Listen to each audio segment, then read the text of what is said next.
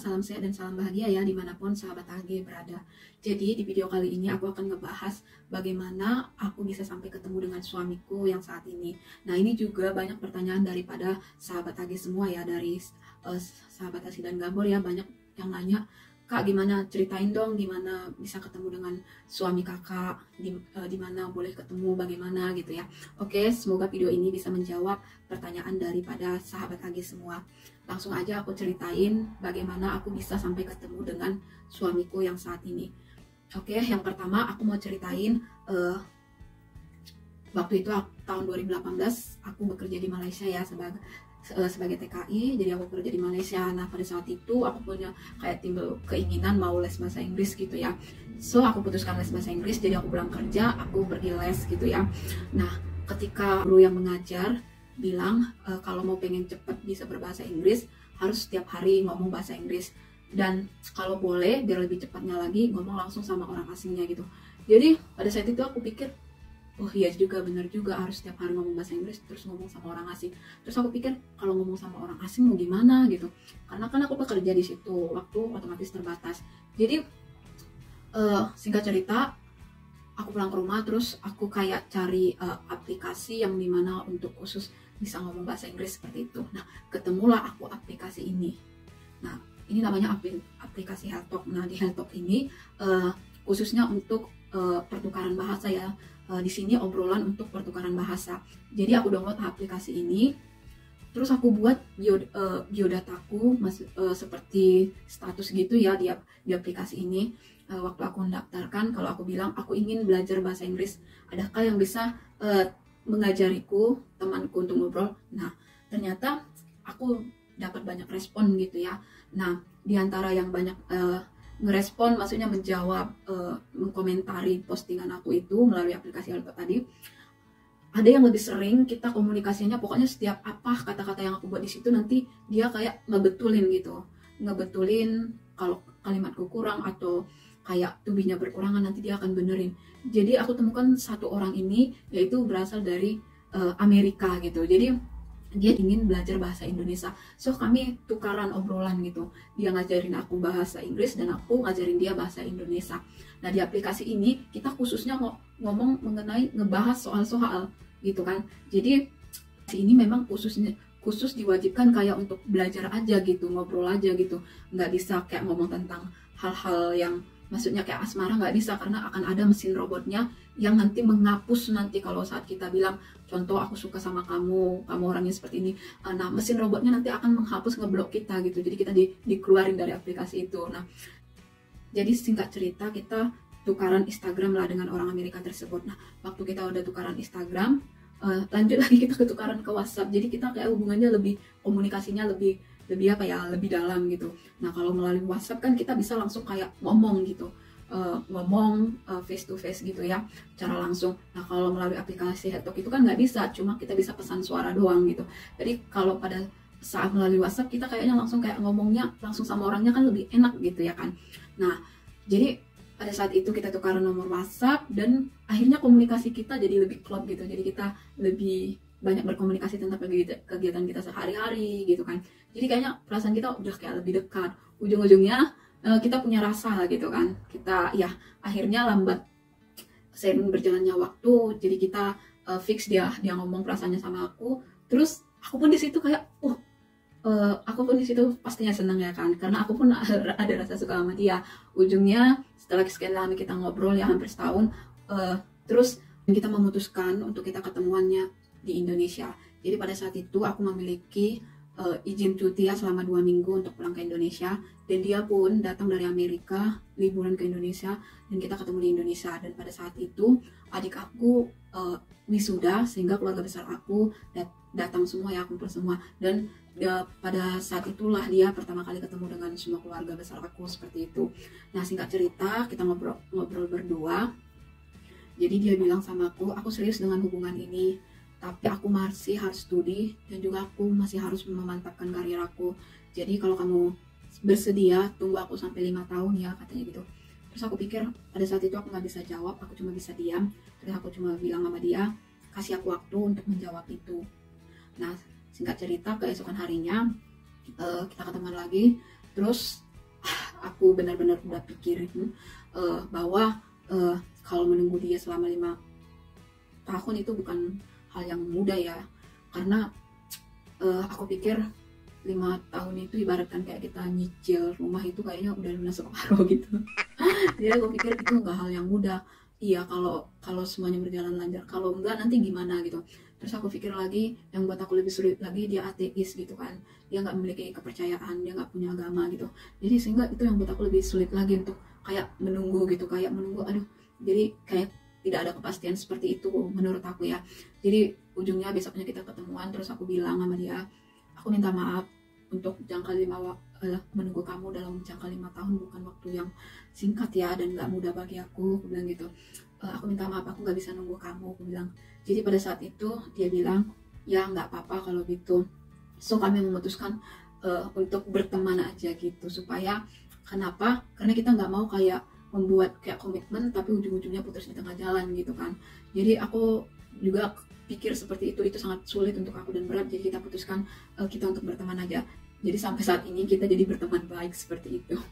Jadi itulah kenapa aku bisa menyukai orang bule ya, karena dari pengalaman aku yang pertama itu gitu. Jadi sehingga aku kayak jadi mempunyai motivasi, oh iya, sama orang luar itu kayaknya sebuah kayak tantangan gitu. Nah, dan singkat cerita, aku kembali lagi ke Penang karena masa cutiku udah habis ya di Indonesia. Jadi aku balik lagi kerja ke Penang. Jadi ketika aku dari Penang, aku pikir lagi untuk cari teman lagi gitu ya. Jadi aku coba download aplikasi yang namanya Tinder seperti ini. Nah di aplikasi Tinder ini waktu itu aku download, terus aku kayak buat kayak biodataku gitu ya kan. Dan tiba-tiba nggak lama kemudian ada orang yang ngechat aku gitu, nge-like aku, menunjukkan kayak suka dia gitu. Terus dia langsung ngechat gitu kan dari Tinder ini, dia bilang, halo, bisa mengenalmu, katanya gitu ya. Terus kita kayak ngomong gitu, oh, kamu lagi di Penang ya? Nah karena di aplikasi Tinder itu dia bisa memprediksi di mana saat ini kita, maksudnya berapa kilometer jarak kita gitu kalau melalui aplikasi Tinder itu. Nah jadi kamu di Penang ya? Iya. Tapi kamu bukan orang Malaysia ya? Iya, aku bilang ya, aku orang Indonesia tapi aku kerja di Penang. Terus oh bagus katanya gitu, kebetulan ini aku lagi di Penang, lagi liburan katanya, bisa nggak ketemuan sama kamu. Nah lagi-lagi memang kalau orang luar itu, salah satu ciri-ciri orang luar itu mereka suka to the point-an gitu. Jadi nggak kayak kita kayak malu-malu, nggak, mereka suka to the point. Jadi aku pikir kesempatan bagus gitu kan, aduh bisa ketemu lagi sama orang luar gitu. Jadi oke, aku bisa ketemu sama kamu, aku bilang, tapi aku cuma aku jelasin kapan aku bisa ketemunya. Terus dia bilang, aduh sayang sekali kalau untuk hari itu aku nggak bisa, karena di sini aku masa cutiku tinggal 3 hari lagi sebelum berangkat pulang ke Jerman, katanya. Oh gitu, ya udah, gimana kalau nanti sore kita ketemu gitu. Sesingkat itu ya kan, karena untuk besoknya aku udah nggak bisa karena aku harus kerja, dan pulang kerja itu kan udah malam. Jadi kalau udah malam itu aku pun punya activity pada saat itu. Setiap Kamis itu aku ada doa gitu kan, karena aku melayani waktu itu di Penang, aku aktif di dalam kegiatan gereja. Jadi aku bilang, gimana kalau sore ini? Jadi aku kayak nantang gitu ya kan. Oh ya udah di mana kita ketemu. Jadi waktu itu aku bilang kita ketemunya yang dekat tempat aku itu Queens Bay Mall ya. Jadi kita ketemunya di Queens Bay, jadi kita makan di situ. Habis itu kita singkat cerita katanya, nanti aku mau pulang, katanya gitu kan. Dia bilang pada saat itu hari Senin dia mau pulang. Terus aku bilang, iya tapi maaf aku nggak bisa antar karena pada saat itu aku kerja. Aku bilang, iya nggak apa-apa, aku paham kok, katanya gitu. Nah setelah itu singkat cerita kami pulang ke rumah kami masing-masing. Terus komunikasi kami berlanjut sampai dia balik ke Jerman. Nah ketika dia di Jerman, kita komunikasian, saling kenal gitu, saling kayak bertukar. Terus pada saat itu dia bilang sama aku, kayaknya aku nyambung deh sama kamu, nyaman deh sama kamu gitu. Terus aku ya dia ngomong lah mengenai perasaannya. Ujung-ujungnya dia bilang, nanti setelah 6 bulan dia di Jerman, terus dia bilang, aku mau datangin kamu lagi, katanya gitu. Kapan kamu kira-kira bisa cutinya gitu kan. Jadi pada saat itu aku kayak memiliki ada cuti gitu kan, tapi cutinya paling banyak itu cuma 3 hari pada saat itu. Jadi aku bilang, aku cuma memiliki cuti paling banyak 3 hari. Nah setelah itu dia bilang, oke, nggak apa-apa, 3 hari yang penting full bareng kamu, katanya.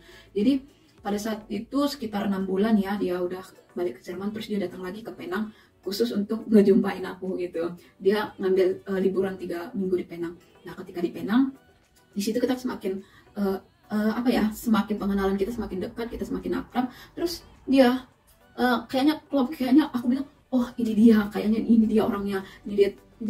Jadi aku pikir itu keseriusan dia gitu ya kan. Sampai dari Jerman bukan mudah ya untuk datang ke Penang, jauh banget ya kan, ribuan kilometer dia datang.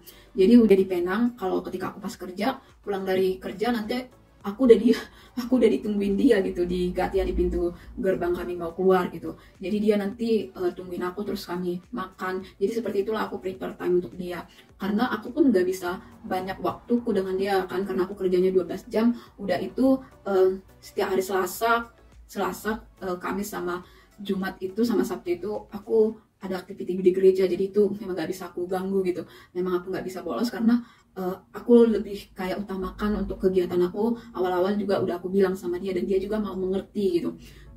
Nah pada saat itu Kak cerita, selesai dia liburan di Penang, terus dia balik lagi ke Jerman. Nah ketika dia balik ke Jerman, dia ngomong sama orang tuanya, dia kenalin aku sama orang tuanya gitu, sama keluarganya, papa mamanya gitu. Dia cuma 2 bersaudara. Nah, dan pada saat itu dia ngomong gini sama keluarganya, kalau dia mau serius mau nikah dengan aku. Di depan keluarganya dia bilang gitu, seperti itu. Nah singkat cerita, oke. Dan aku pun langsung iyakan gitu, oke, karena kita udah kenal gitu kan, kita udah ketemu. Terus aku iyakan, iya aku mau, seperti itu.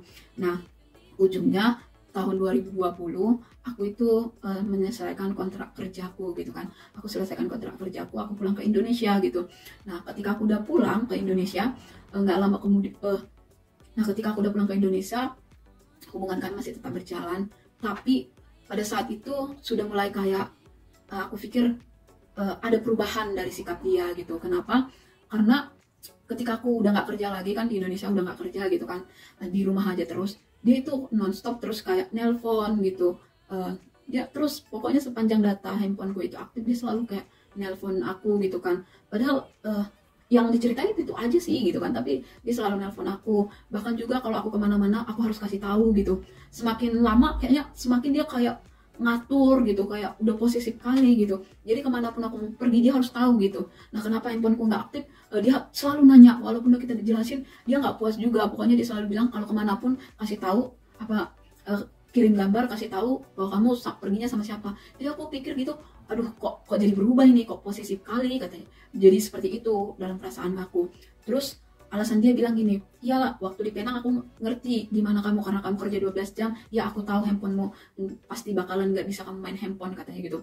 Terus hari-hari kamu yang lakukan, kegiatan kamu yang kamu lakukan pun aku tahu katanya gitu. Tapi ini kamu kan udah di Indonesia, kamu udah nggak kerja lagi, kamu cuma di rumah. Masa sih kamu lama sekali balas pesan aku, masa sih kamu lama sekali angkat telepon aku. Jadi mulai posesifnya itu nampak gitu. Jadi dia kayak mulai ngatur-ngatur, kayak ngekang aku nggak bebas jadi diriku sendiri, seperti itu. Sehingga aku pikir, aduh Tuhan, kok jadi kayak gini ya gitu, kok berubah kali sikap dia gitu. Jadi sampai di satu titik aku kayak capek gitu, nyerah. Aduh Tuhan, kok gitu kali dia ya gitu. Sampai juga aku pernah kayak buat alasan, aku bilang listrik di tempat aku 1 harian mati, jadi HP ku lowbat gitu. Sehingga dia bilang, oh kalau gitu aku kirimin kamu uang, kamu beli power bank, siap-siapkan nanti, jadi kalau kamu listrik kamu padam, kamu bisa pakai power bank katanya. Jadi alasan aku pun gak ada menghindar. Terus juga pada saat itu aku pernah bilang, maaf pulsa aku habis gitu. Padahal bukan berencana untuk meminta sesuatu dari dia, enggak. Tapi setiap bulan dia ngirimin gitu, ngirimin uang sama aku. Pokoknya ini untuk uang beli pulsa kamu katanya, ini untuk uang beli keperluan kamu, dia bilang. Pokoknya dia yang ngecukupin aku tiap bulannya, seperti itu. Tapi di sisi lain aku kayak merasa, loh aku merasa kok gak bebas jadi diriku sendiri ya gitu. Apa-apa aku diatur. Maksudnya kalau dia nanti bilangnya sesuatu, kayak umpamanya aku mau beli baju pun nanti dia bilang, kamu coba deh beli bajunya seperti ini kata. Nah aku udah ngejelasin kalau budaya kita itu berbeda gitu kan. Oke, kalau di budaya kalian mungkin dengan pakaian terbuka itu biasa. Nah kalau di budaya aku itu memang kebanyakan sih nggak bisa yang seperti itu ya, apalagi kalau aku tinggal di kampung gitu kan. Itu kebudayaanku itu masih benar-benar terjaga. Terus dia bilang, ya toh kamu nanti kan tinggalnya sama aku katanya gitu. Ya nggak apa-apa lah, beli aja lah katanya. Jadi dia mau aku setiap mau nanti bareng dengan dia itu harus kayak menggunakan pakaian UPNC gitu. Jadi aku bilang, aku kalau untuk itu minta maaf deh, aku nggak bisa. Aku bilang, nanti aja ketika kita udah menikah, aku udah sah jadi istri kamu, baru nanti aku bisa melakukan hal yang kamu mau, aku bilang gitu. Jadi dia bilang, aduh kamu memang susah kali dibilangnya gitu. Jadi kayak tekanan-tekanan itu yang aku kayak terima gitu kan. Sehingga aku pikir, aduh ini kalau hubungan ini dilanjutkan sampai ke jenjang yang ke pernikahan, kayaknya 100% bukannya aku malah bahagia ya, pastinya aku nanti semakin menderita. Itu aja sih kupikir, karena oke, dari segi materi dia mencukupin aku gitu kan, dia loyal padaku. Tapi kalau untuk mengerti gimana mauku, perasaanku, dia nggak mau tahu gitu. Dia lebih memiliki kehendak dia sendiri, kemauan dia sendiri gitu kan. Jadi aku pikir kalau untuk seperti ini kayaknya nggak benar, ini hubungan yang kayak gini nggak benar. Lama-lama nanti aku jadi istrinya, aku pun adanya nanti akan tertekan gitu kan. Aku adanya tertekan batin. Jadi nggak selamanya kebahagiaan itu bisa dibeli dengan uang gitu. Ujungnya pada saat itu aku benar-benar capek gitu. Terus aku udah ngomongin berkali-kali pun dia kayak nggak terima gitu. Dia selalu pengennya menang sendiri. Ujung-ujungnya aku ya beranikan diri lah ya. Aku sedih. Terus aku tanya Tuhan, aku doa sama Tuhan. Tuhan, memang aku minta jodoh yaitu orang asing, tapi bukan jodoh yang seperti ini Tuhan, yang dimana membuat aku lebih jauh dari Tuhan. Gimana enggak gitu. Karena untuk berdoa aja pun aku udah kurang waktuku. Udah itu aku aja kayak udah kayak hilang damaiku seperti itu. Jadi aku bilang sama Tuhan, Tuhan tolong beri aku kekuatan, mampukan aku. Kalau memang dia jodohku, kiranya dia mau terima dengan apa yang aku bilang. Tapi kalau dia bukan, Tuhan mampukan hatiku supaya aku bisa melupakannya, terus supaya aku bersikap tegas ngomong sama dia, supaya hubungan ini bisa kami akhiri dengan baik seperti itu.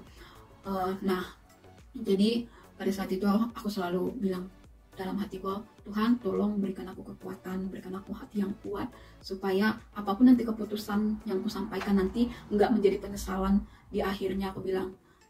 Dan mampukan aku benar-benar untuk bisa melupakannya kalau hal itu sampai terjadi, aku bilang gitu. Dan keesokan harinya aku ngobrol sama dia, aku jelasin gimana, terus dia nggak mau terima. Terus dia bilang, kamu itu susah dibilangin, dia masih tetap ngotot seperti itu. Ujungnya aku bilang, ya udah deh, kalau kamu nggak mau mengertiin bagaimana dengan aku saat ini, perasaanku, keinginanku, aku bilang kayak gitu. Kalau kamu nggak mau ngertiin gitu, ya udah, kayaknya hubungan ini nggak bisa kita teruskan, dan aku nyerah, aku bilang gitu. Terus dia bilang, oh iya, gitu aja jawab dia. Iya, aku udah tahu kok dari sebelum-sebelumnya, katanya. Karena setiap apa yang aku bilang, kamu selalu nggak pernah mau nurut, katanya gitu kan. Kamu selalu kayak nggak bisa dibawa untuk menerima budayaku, katanya gitu kan. Terus ya udah deh kalau itu mau kamu, katanya gitu. Ya udah, sampai sini hubungan kita, gitu aja katanya. Dan pada saat itu hatiku bener-bener kuat ya, nggak kayak ya sedih sih sedih, cuma nggak ada kayak oh maunya dia pengen minta maaf, aku akan ubah atau apa. Nggak ada seperti itu yang aku mau dari dia, nggak ada gitu. Saat dia bilang, oh yaudah kita nggak cocok seperti itu karena kamu nggak mau menerima budaya aku, katanya seperti itu. Dan alasan itu rasaku kayak nggak masuk akal, karena yang aku pikir maunya dia ngertiin di posisi aku, jangan selalu memaksakan kehendaknya, jangan posesif kali gitu kan. Kalau namanya kita udah serius, pastinya kita udah komitmen gitu, kita udah sungguh-sungguh. Kenapa harus seperti dikekang seperti itu? Jadi aku bilang sama dia, ya udah. Habis itu nggak lama kemudian dia hapus semua aku dari semua pertemanan kami di Sunset, sosial media ya. Dia hapus aku dari WhatsApp, Instagram, Facebook, pokoknya semua pertemanan kami dia hapus. Nah ketika dia hapus, ya udah aku juga pada saat itu juga aku hapus semua. Dan sampai sekarang kami pernah komunikasian, dan aku nggak tahu sampai sekarang aku di Jerman, semoga aku juga nggak pernah ketemu sama dia. Itu sih harapanku. Nah singkat cerita, bagaimana aku bisa ketemu dengan suamiku yang saat ini ya. Nah ya kayaknya ini bukan sebuah kebetulan ya, karena rasaku ini karena Tuhan bilang gini, mungkin yang pertama itu kamu pikir dia itu yang terbaik, terus kamu pikir oh dia, tapi itu keputusan yang bagus pada saat itu, karena kalau bukan Tuhan yang memberikan aku kekuatan hati untuk menyudahin hubungan itu, mungkin aku udah salah memilih orang gitu kan. Jangan hanya karena gara-gara dia orang luar, karena dia gara-gara bule gitu kan, yang mau menikah dengan aku, yang benar-benar ingin nikah gitu kan, sehingga aku pikir oh ini loh dia jodohku, sehingga aku genggam seerat itu gitu. Namun aku udah tahu kalau sebenarnya karakternya nggak bagus gitu, tapi aku pura-pura bahagia aja dengan hal itu. Nah itu nggak baik. Kalau nggak cepat aku putuskan, pasti aku udah salah pilih pasangan, pasti aku bakalan udah hidup nggak bisa dibayangkan ya, udah kayak hidup benar-benar pokoknya penyesalan gitu pastinya. Karena nggak selamanya kebahagiaan itu diukur dengan materi gitu ya. Jadi aku bersyukur kalau itu keputusan yang benar ya. Nah kalau tanpa Tuhan mungkin aku nggak bisa melakukan itu, tapi karena Tuhan kasih aku hikmat sehingga aku berani untuk memutuskan hal itu.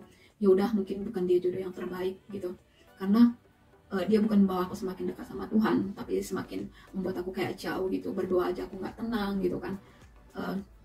Jadi aku pikir ya belum dia, jadi aku sabar aja menanti yang terbaik dari Tuhan gitu.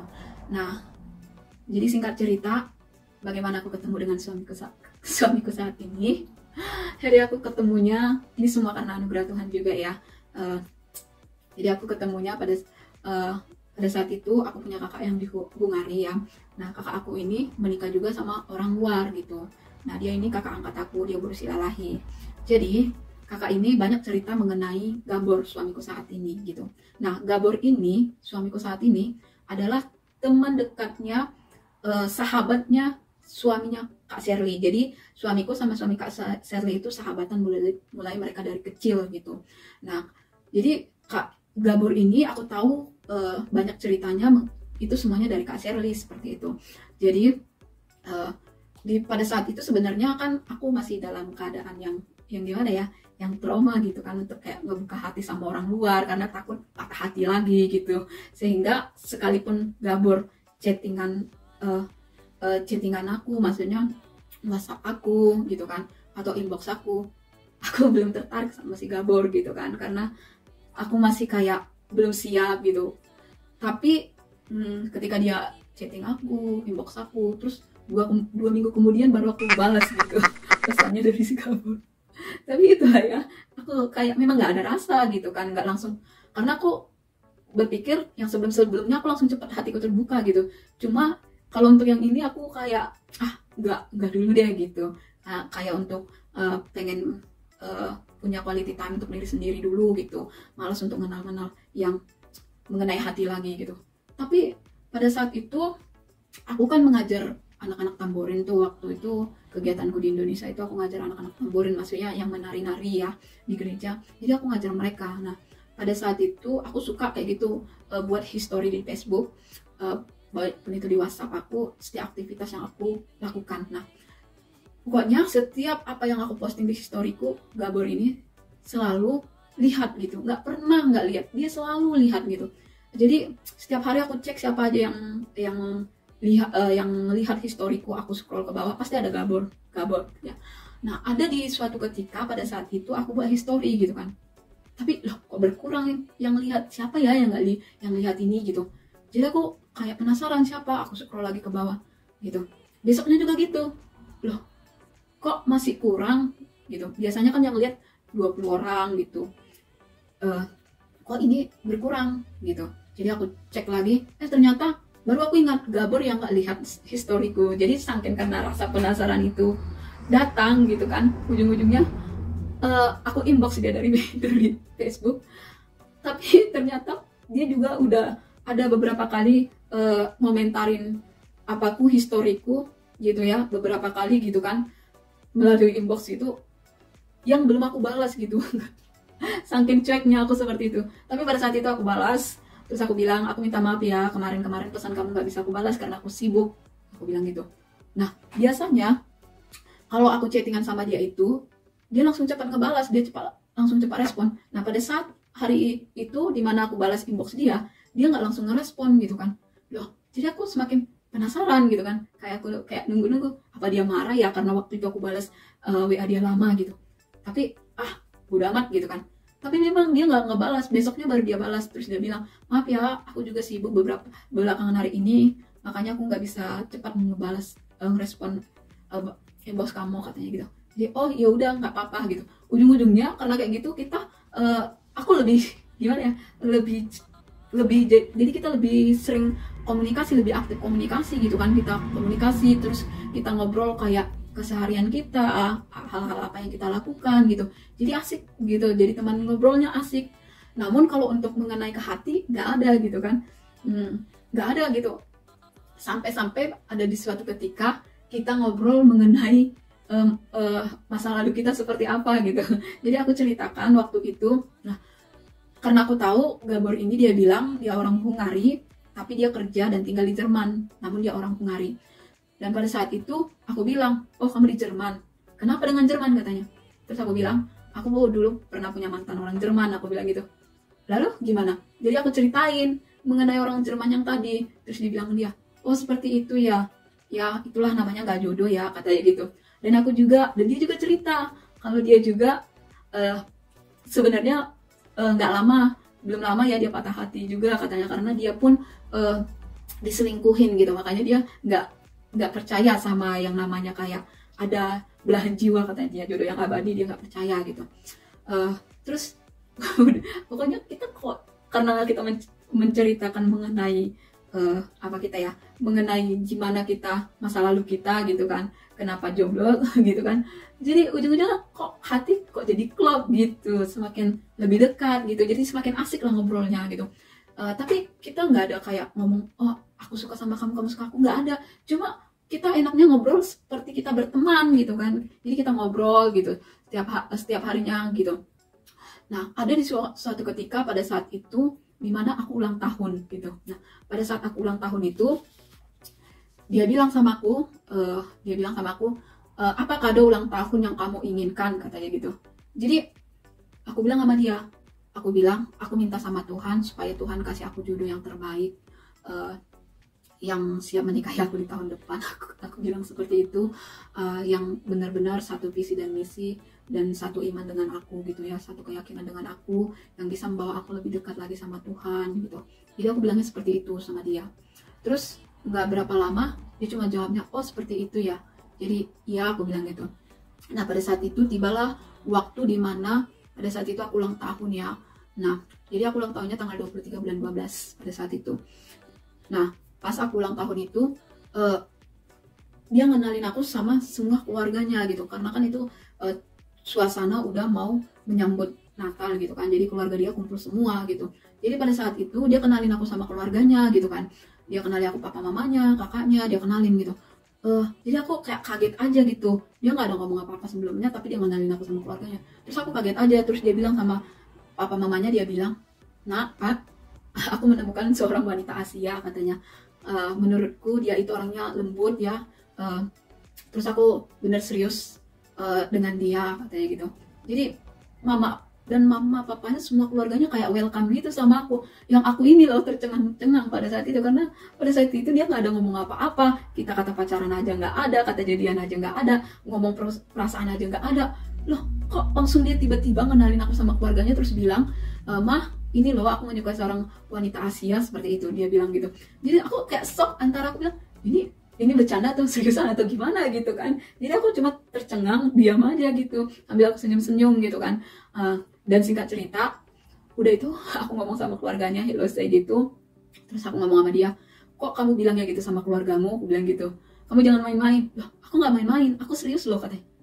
Emang aku ada di wajah aku yang main-main, kata Gabor gitu. Jadi tapi kamu gak ada ngomong apa-apa sama aku. Terus aku bilang gitu, nggak mesti ngomong kan, karena aku udah tanya sama kamu, apa kado yang kamu mau. Jadi kamu bilang kamu mau menikah gitu. Jadi aku pikir kalau kenapa enggak, karena aku menilai kamu itu 100% kamu itu orang baik, katanya gitu. Dan pilihan aku ini nggak salah gitu, gitu Gabor bilang. So aku kayak terdiam, kayak nggak masih percaya. Hah, bener? Kamu serius? Iya aku serius. Kan kamu yang minta kalau kamu mau nikah di tahun depan. Kamu minta kalau kamu pengen Tuhan temukan dengan jodohmu di tahun depan.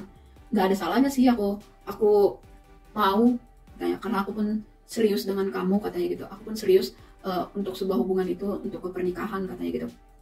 Jadi makanya kalau kamu memang serius, aku mau datangin kamu, katanya gitu. Jadi nanti aku memang udah persiapin, Januari ini aku akan jumpain kamu ke Indonesia, katanya. Jadi aku bener-bener kayak gimana ya, aku bener-bener shock aja gitu kan.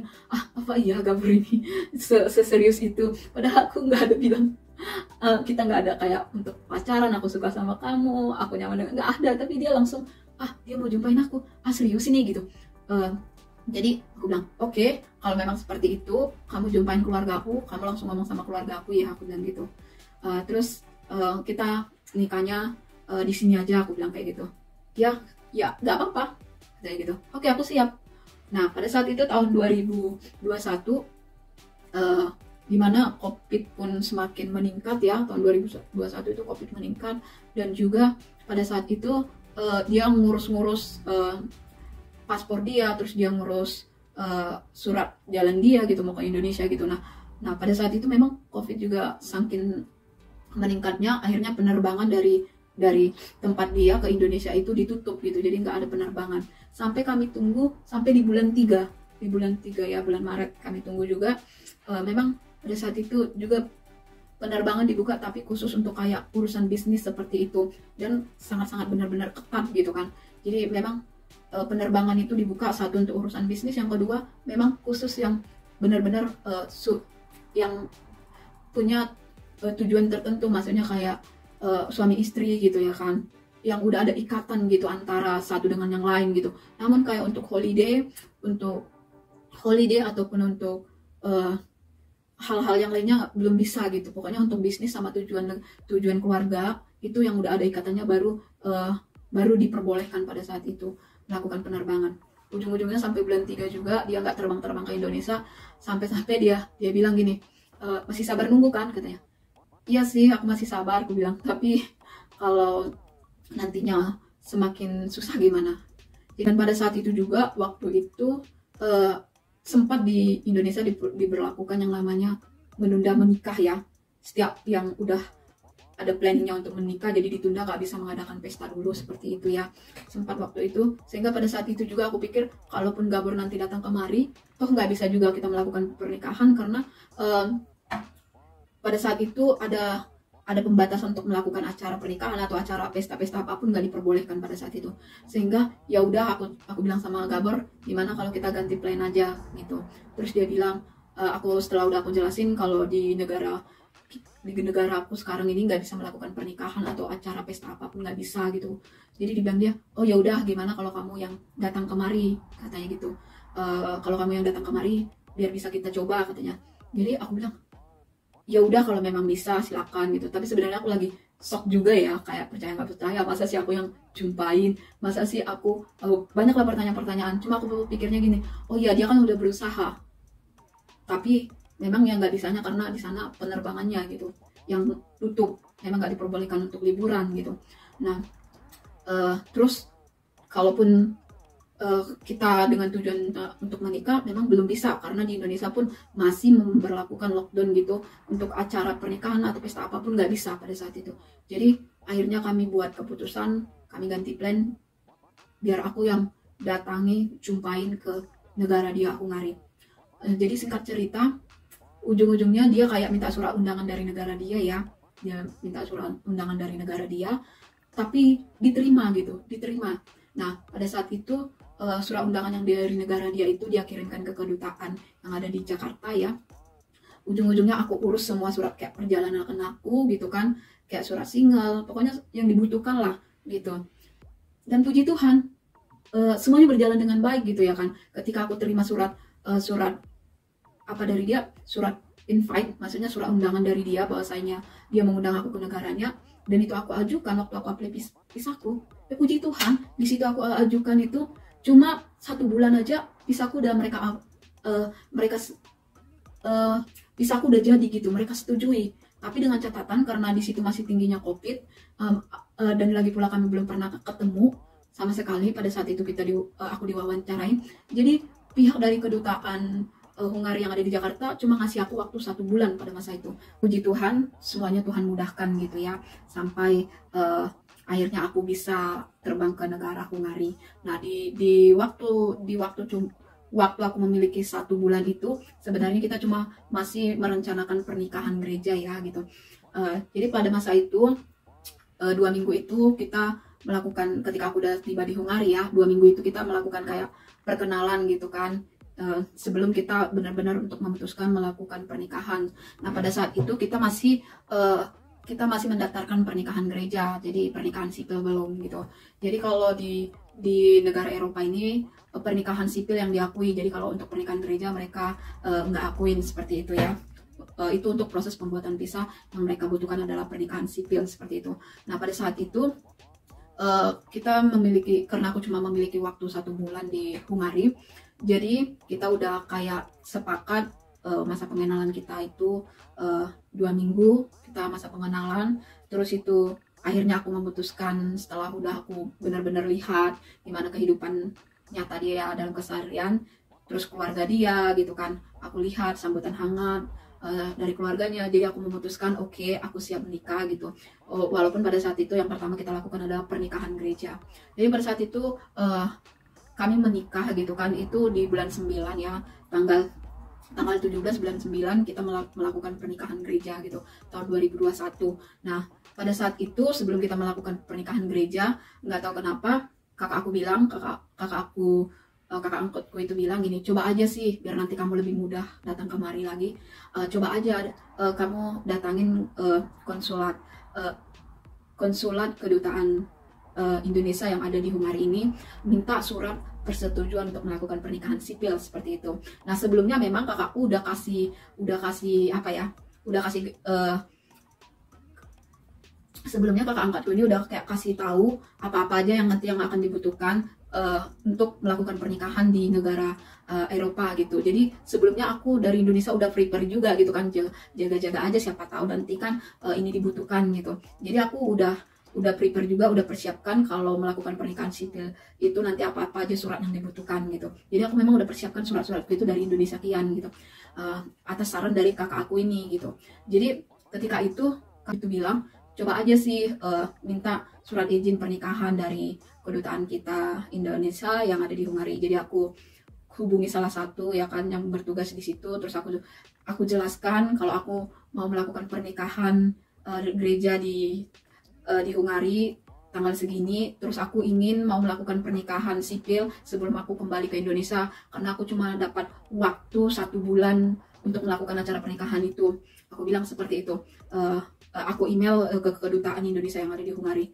Ya puji Tuhannya responnya sangat baik ya, langsung aku ditanggapin, langsung dia bilang oke, tunggu seminggu lagi nanti kita akan urus izin pernikahan kamu, tapi silakan lengkapi data-data kamu yang seperti ini. Nah puji Tuhannya karena memang dari Indonesia data-data aku udah lengkap, aku bawa semua, terus aku kirim langsung, dan aku akan menunggu 1 minggu lagi untuk bisa melakukan pernikahan sipil seperti itu. Jadi pada saat itu aku udah selesai melakukan pernikahan gereja, lanjut, dan di tanggal 24 aku melakukan pernikahan sipil.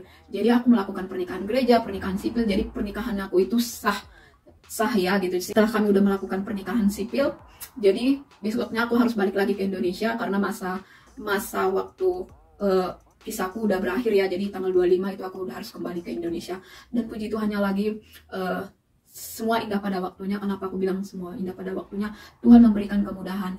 Karena kakakku bilang sih kalau bukan karena pekerjaan Tuhan ini sulit, ini sangat sulit untuk bisa kamu dapatkan. Karena apa? Karena kakak aja yang menikah di Hungari ini untuk melakukan pernikahan sipil itu kakak menunggu 3 bulan loh baru bisa kakak lakukan. Ini kamu yang cuma dapat visa 1 bulan tapi kamu melakukan pernikahan sipil. Ini memang karena penyertaan Tuhan yang ada di dalam kamu, katanya gitu. Ini memang benar-benar salah satu udah jodoh yang Tuhan berikan sama kamu, katanya gitu. Karena nggak gampang loh sih kalau di sini melakukan pernikahan sipil, apalagi sekarang lagi zonanya corona gitu, meningkatnya corona, segala sesuatu urusan apapun sulit, tapi ini Tuhan sertai kamu, katanya gitu. Nah inilah bahwa dikasihnya kemurahan Tuhan dalam hidupmu. Kakak aku bilang gitu, terus aku teringat, oh iya ya, Tuhan itu baik.